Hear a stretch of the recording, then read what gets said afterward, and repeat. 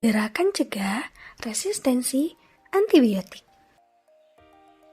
Tahukah kamu, berdasarkan riset, pada bulan Agustus 2022, di Indonesia, 1,2 juta orang meninggal setiap tahun karena infeksi yang resisten terhadap obat. Asia Tenggara memiliki angka tertinggi dalam kasus resistensi antibiotik di dunia.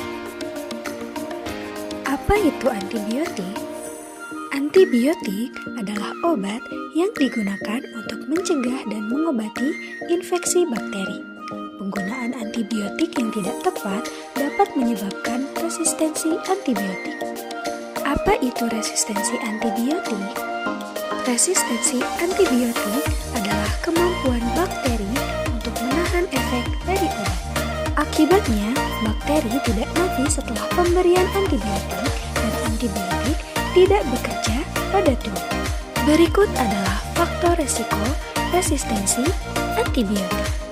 Yang pertama adalah penggunaan antibiotik bukan untuk penyakit akibat infeksi bakteri. Yang kedua, mengkonsumsi antibiotik secara tidak teratur.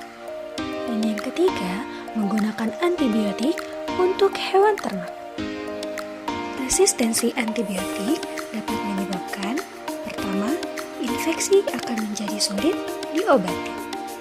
Yang kedua, perlu mengkonsumsi antibiotik yang lebih mahal.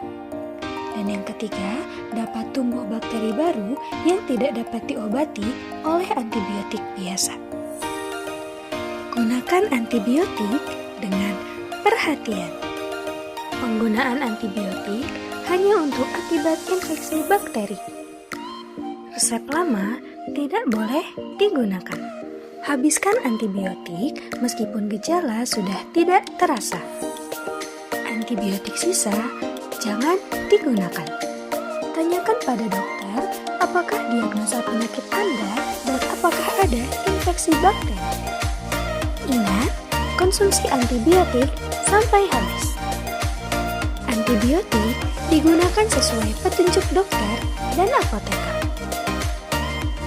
Berikut adalah gejala resistensi antibiotik, yaitu demam berulang, diare lebih dari 3 hari, batuk dan sesak, mual dan muntah, mulut kering, lelah atau lemas, BAB berdarah, dan berat badan turun. Jika sudah terlanjur resisten, bagaimana cara mengobatinya?